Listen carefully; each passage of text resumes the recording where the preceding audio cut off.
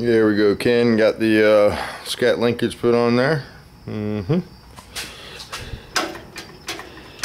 Ready to go. Got to tighten the carburetors down, but it's close. I'll synchronize them when I tighten everything down. Just got it rough set up. Build the generator next. Got some new sheet metal for it. Here's our dealer pieces. This is the way to buy this. I don't know where he got this. He bought this mail order from, I think, CP1, if I'm not mistaken. But I'll show you what we got here, what not to buy and what to get. So this is one of those things where they sell anything, you know. Here's the one you don't want. You can tell by the dust. I don't use these unless I absolutely have to. That's a kit, comes with the front plate, the back plate, and the ring. And I'm not going to open this. Trust me, the quality is not near as nice as this. This is original Volkswagen. And I don't think these are too much more. Here's the actual Volkswagen part number. 043 119 260 251. But you have the front plate there with the vent, the spacer, and the back plate with the drain. And again, there's the original Volkswagen label. So that's still available from Volkswagen. I recommend that. Your generator bolts to that with these 2 bolts and then the 4 bolts on the outside. So it's a pretty important piece. You don't really want to go wrong. I was just looking at this fan, and I don't think this is the right fan. This is a small fan, I do believe. Yeah, that's what it is. I'm gonna have to fix that. That fan's not for a doghouse. Here's a, grab these 2. There's the non-Super Beetle fan. You see how skinny that is? There's a Super Beetle fan. Maybe a little comparison there. You can see the difference. Doesn't look like much, but it is enough where it doesn't fit the fan housing right. So we'll have to go with one of these.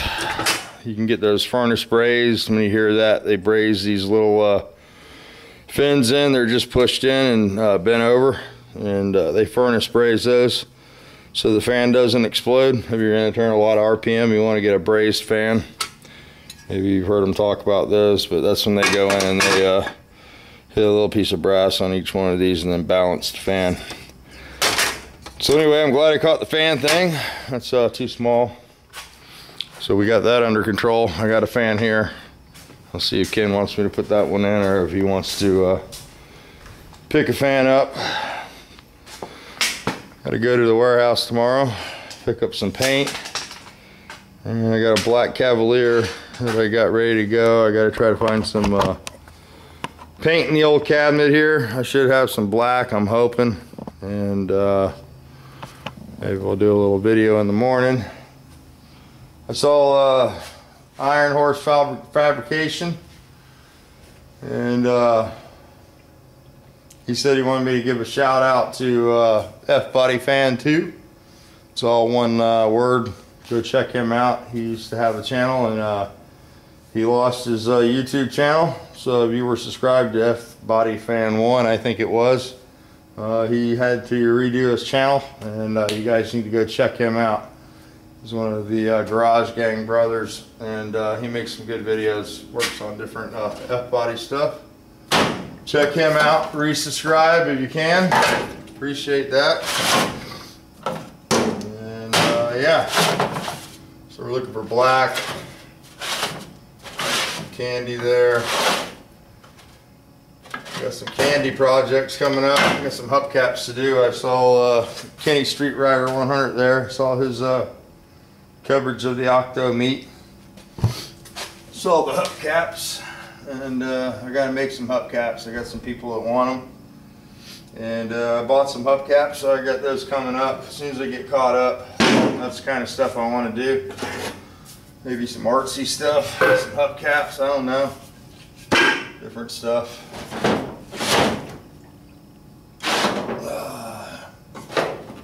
some wheat black. Here's some enamel. Get enamel it. We'll do that.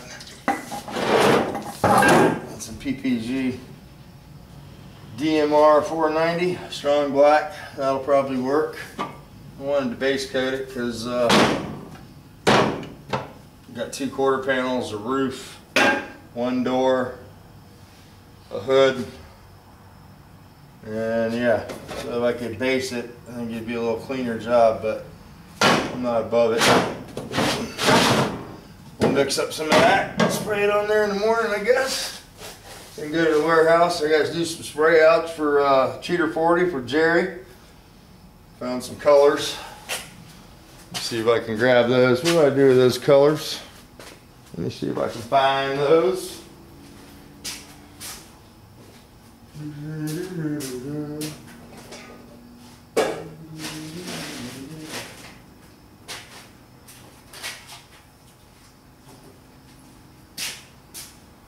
There we go. I found some greens. He's wanting some green for his Firebird. So I found this green deck here. And that one's pretty close to that one that that car that you saw, you know, that you liked. So I was going to spray this one out for you here. And I think these are too loud, but I was going to spray a couple of those just for giggles. I'll do a letdown sheet for you, piece of metal. But I'm thinking this is the one that was really close to the car that you showed me. It's sort of a brilliant green, you know, it'll pop really good out in the sun. And then we could put some more metallic in that, or do a pearl drop over the top of it. But I got a couple really nice greens here. I'm going to do some spray outs for you, and I'll send that up to the Great White North. So I'm going to get a spray out panel or some of those little plastic cars to paint. I'll check with the warehouse tomorrow. I've got some of those little plastic cars, and you can spray them and clear them so you can get a good effect of the how the paint will look on different contours. Get Andrew to mix that up for me tomorrow, and I'll spray those out for Jerry. So I'll talk to him in the mumble, and I told him I'd do him some spray outs. I'm going to send him some primer and stuff, and yeah, so we'll get that off to him. Got Tom's clear in there on the I think Andrea already sent that. I do believe Tom's stuff's on the way. He wanted a sample of some clear. Got that out to him, and yeah, trying to get this stuff out, trying to get everything done, but it's not as easy with Andrea at work every day. So we're getting it done for you guys, trying to. I just need a little black base coat, would be a lot cleaner than the enamel. I will use it if I have to.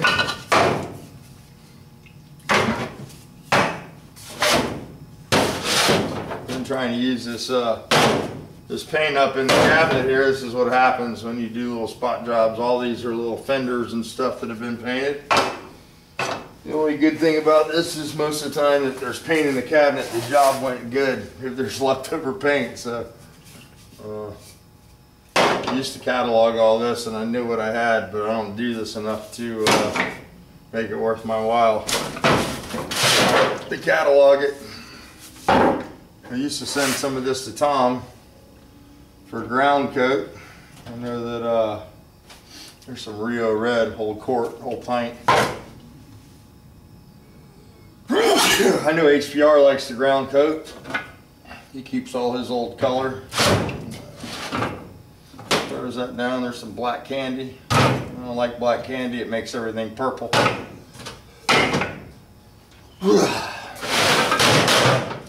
Dusty in here. Yeah, I saw a Turbo Cobra where he painted his refrigerator. He was using some House of Color base coat candy.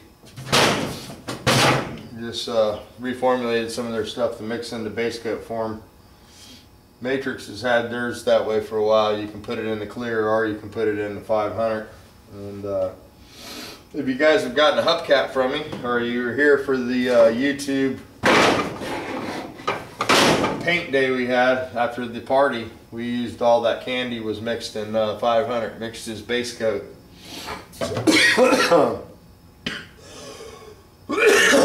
Copper.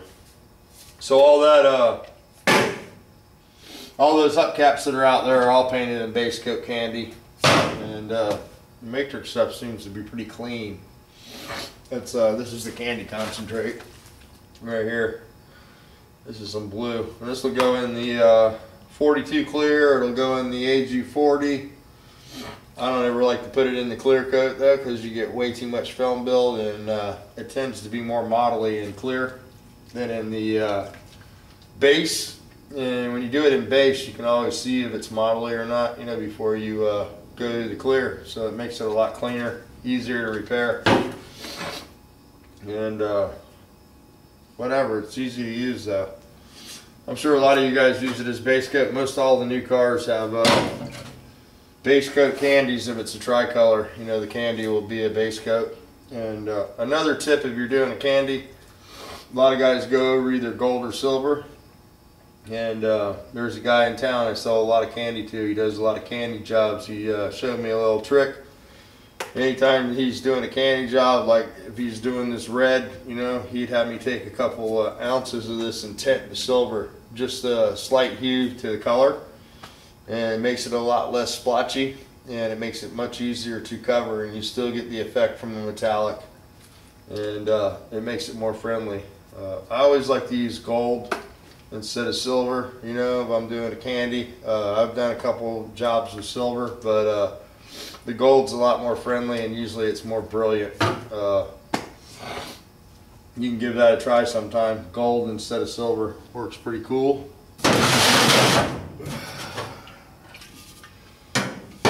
Try it out. MCU Avalanche. Okay, I think I bored you long enough with this. Do that shout out video real quick.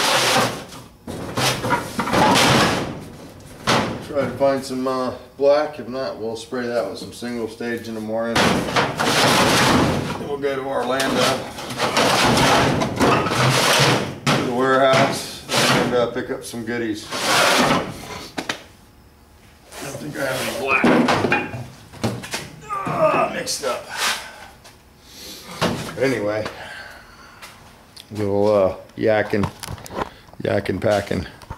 So if everybody's having a good day today, didn't do a whole lot today. Worked on the Chrysler a little bit. Got it pretty much done.